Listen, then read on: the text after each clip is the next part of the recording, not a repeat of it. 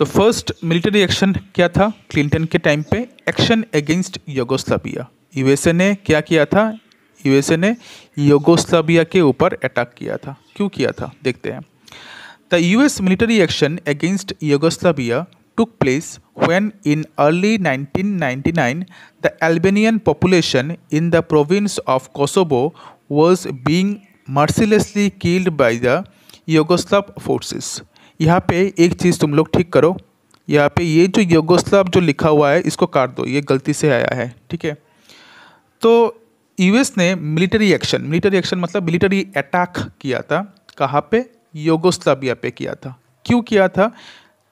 Early 1999 पे, early 1999 मतलब जनवरी या फिर फरवरी 1999 पे जो एल्बेनियन पॉपुलेशन है, एल्बेनियन पॉपुलेशन मतलब एल्बेनियन लोग जो है कहाँ के?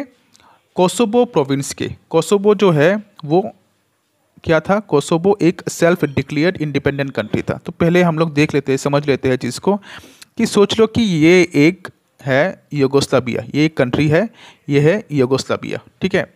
तो यूगोस्लाविया जो है वो 1989 से 1989 से 1992 के अंदर यूगोस्लाविया जो है वो डिसइंटीग्रेट हो गया था, टूट गया था, ठीक है। और यूगोस्लाविया से कुछ कंट्रीज़ निकल के आए थे, टोटल 6 कंट्रीज़ थे। तो यूगोस्लाविया से कुछ कंट्रीज़ निकल के आए थे और उन्हीं से एक कंट्री था जो था कोसोवो, ठीक है। कोसोवो जो है वो 2008 पे कोसोवो जो है वो इंडिपेंडेंट हुआ था। लेकिन वो इंडिपेंडेंस जो है वो सेल्फ डिक्लेयर्ड इंडिपेंडेंस था। सेल्फ डिक्लेयर मतलब कोसोवो के लोग मानते हैं कि वो लोग इंडिपेंडेंट है, लेकिन बाकी दुनिया उस चीज़ को नहीं मान रहे, ठीक है। तो यहाँ पे बात किया मैंने 2008 के बारे में, तो यहाँ पे तो 2008 के बारे में बात नहीं हो रहा है, यहाँ पे हो रहा है 1999 के बारे में, जब कोसोवो जो है वो यूगोस्लाविया का एक प्रोविंस था, ठीक है। प्रोविंस मतलब एक स्टेट था। तो कोसोवो प्रोविंस जो है यूगोस्लाविया के, उसमें जो अल्बेनियन पॉपुलेशन रहते हैं, अल्बेनियन पॉपुलेशन मतलब जैसे फॉर एग्जांपल पंजाब स्टेट पे सिख लोग रहते हैं, उसके बाद अगर तुम कहीं पे भी जाओ तो मुस्लिम लोग ज़्यादा मिलेंगे, एक जगह है जहाँ पे मुस्लिम लोग ज़्यादा है। तो ऐसे ही कोसोवो पे जो अल्बेनियन पॉपुलेशन है, मुस्लिम्स की तरह ही अल्बेनियन पॉपुलेशन जो है उनके ऊपर यूगोस्लाविया के फोर्सेस ने, यूगोस्लाविया के जो सेना है उसने अटैक किया। अटैक करके उनको बहुत बुरी तरीके से मार गिराया, हत्या कर दिया। ये चीज़ें क्यों किया? Because of ethnic conflict. Ethnic conflict मतलब डिफरेंट कम्युनिटीज़ के बीच इंटरनल कॉन्फ्लिक्ट्स चल रहा था। उसी वजह से यूगोस्लाव के फोर्सेस ने क्या किया है, कोसोवो जो प्रोविंस है यूगोस्लाविया का, कोसोवो प्रोविंस के अल्बेनियन पॉपुलेशन के ऊपर, अल्बेनियन जो लोग हैं उन अल्बेनियन पॉपुलेशन के ऊपर अटैक किया और उनको बहुत बुरी तरीके से मार गिराया, ठीक है। Then the US decided to act. उसके बाद यूएसए ने ये डिसाइड किया अभी मुझे कुछ करना पड़ेगा। अभी यूएसए ने क्यों ऐसा किया? क्योंकि यूगोस्लाविया जो है वो यूएसए के एलाइज नहीं थे। हमें याद रखना है कि Yugoslavia was a member of नाम के एक मेंबर थे, फाउंडिंग मेंबर थे नाम के।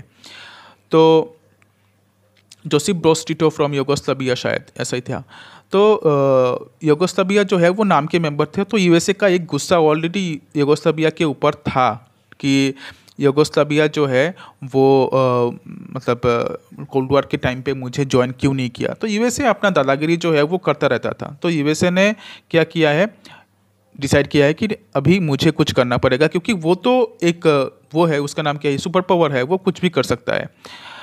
The NATO led by the US began an air war of more than 2 months, March 24 to June 9, 1999।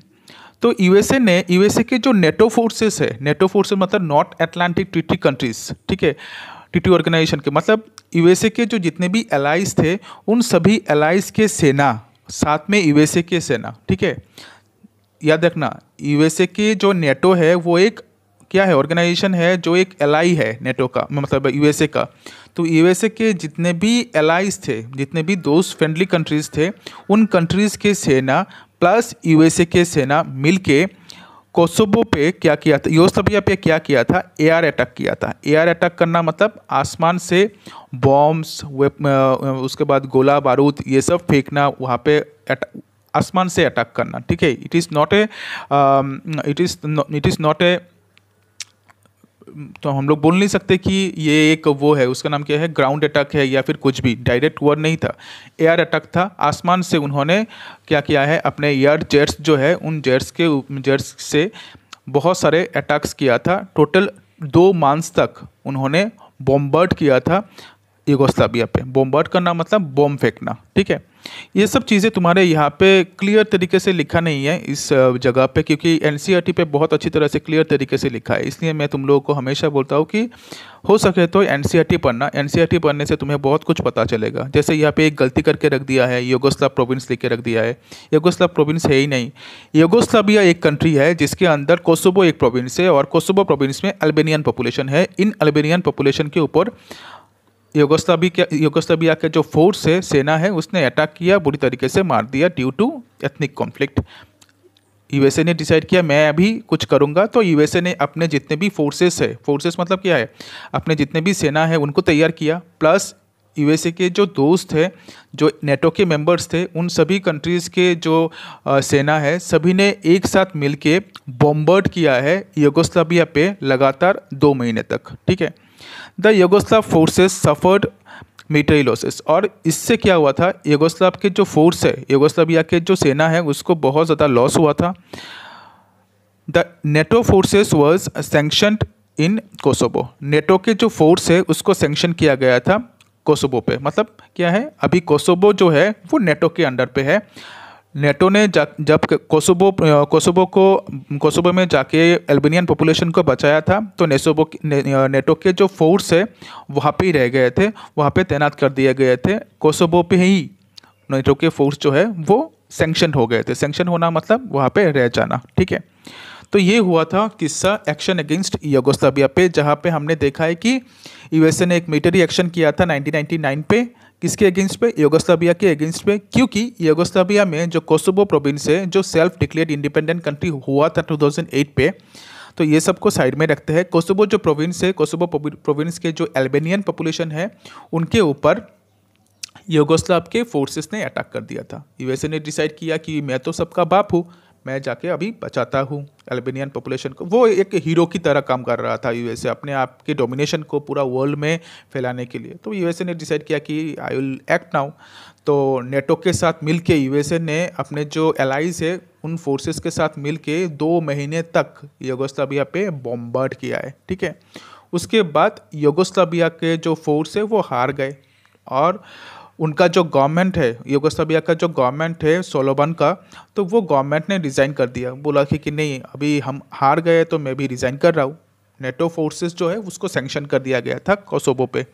NATO forces मतलब नेटो के जो सेना है, उन सेना ने कब्जा कर लिया था कोसोवो पे। कब्जा नहीं किया था, मतलब वहाँ पे तैनात कर दिए गए थे। Next one is operation infinite reach. Operation infinite reach क्या था, देखो। The second US military action during Clinton years was operation infinite reach. दूसरा जो मिलिट्री एक्शन था यूएसए का क्लिंटन के टाइम पे, वो था ऑपरेशन इन्फाइनाइट रीच। याद रखना, प्रोनाउंसिएशन अच्छी तरह करना, ऑपरेशन इन्फाइनाइट रीच।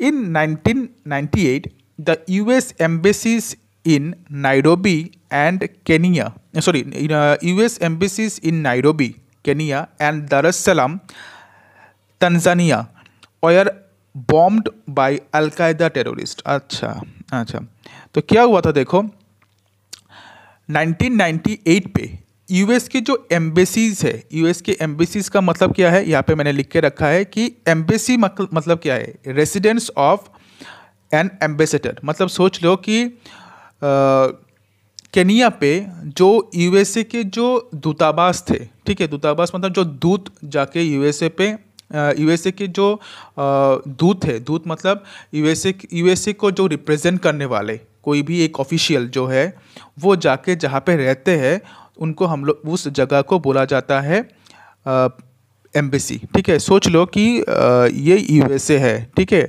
और ये है केनिया, ठीक है। केनिया में एक स्मॉल जगह है जिसका नाम है नायरोबी, ठीक है। तो नाइरोबी पे यूएसए और केनिया के साथ सोच लो कि कोई भी एक मीटिंग चल रहा था या फिर कुछ भी, तो उस टाइम पे यूएसए को रिप्रेजेंट करने वाला एक आदमी जाके रहता है नाइरोबी पे। ठीक है, तो ये जो जगह है इसको बोला जाएगा एम्बेसी, क्योंकि यहाँ पे दूसरे देश का लोग आके, दूसरे देश के ऑफिशियल्स जो आके वो आके यहाँ पे रहते हैं, मीटिंग वगैरह जो है वो करते हैं। ऐसा हर देश में होता है। हमारे देश में भी यूएसए का एम्बेसी है, हमारा यूएसए में इंडिया का एम्बेसी है। ठीक है, जैसे फॉर एग्जांपल यहाँ पे मैंने लिख के भी रखा है, तरनजीत सिंह संधू जो है वो इंडियन एम्बेसडर है, मतलब वो इंडिया को रिप्रेजेंट करते हैं यूएसए पे। तो इंडियन के जो यूएसए के जो एम्बेसी है वहाँ पे जो इंडियन जो आदमी जाता है वो है तरनजीत सिंह संधू। तो एम्बेसी एक ऐसा जगह जहाँ पे दूसरे देश से कोई आदमी आके यहाँ पे रहता है। तो यूएसए का एक एम्बेसी था केनिया पे, केनिया के कौन से जगह पे था? नाइरोबी पे था। तो इस एम्बेसी के ऊपर और प्लस दार एस सलाम जो है वो उसका नाम क्या है? तंजानिया पे, मतलब तंजानिया एक कंट्री है, तंजानिया कंट्री पे जो दार एस सलाम जो जगह है वहाँ पे भी यूएसए का एक एम्बेसी हो सकता है। ठीक है, एम्बेसी हो सकता है, नहीं एम्बेसी है। हर एक कंट्री में किसी भी एक कंट्री का एक एम्बेसी हो सकता है। ठीक है, जहाँ पे ऑफिशियल्स जाके रहेंगे। जैसे केनिया पे है नाइरोबी एंड तंजानिया पे है दार एस सलाम।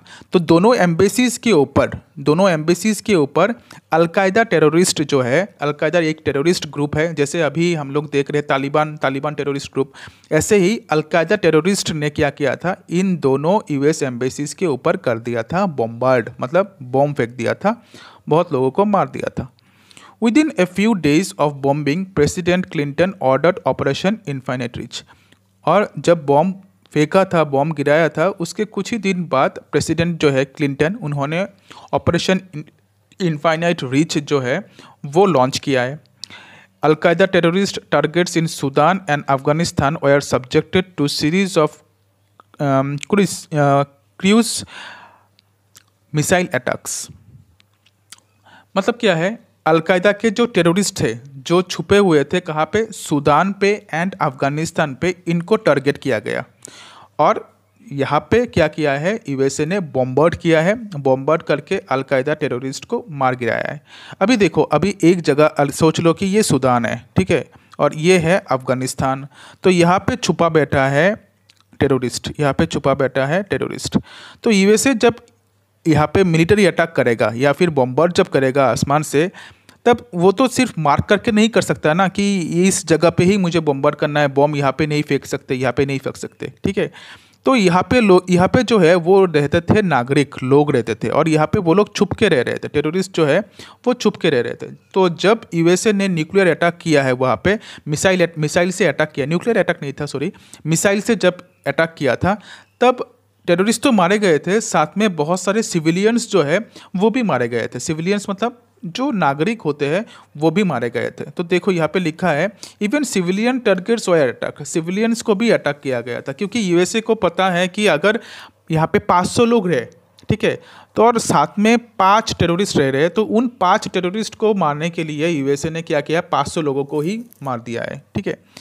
तो ये यूएसए ने इसलिए किया है ताकि टेररिस्ट को ख़त्म किया जा सके। अभी तुम वहाँ पे घुस के तुम टेररिस्ट को ख़त्म नहीं कर सकते, यूएसए का इतना भी दम नहीं था कि अफ़गानिस्तान के अंदर घुस के जाके जो टेररिस्ट है उनको मार के आए। Although USA was powerful, but इतना भी नहीं था। The US did not bother about UN sanction and provision of international law.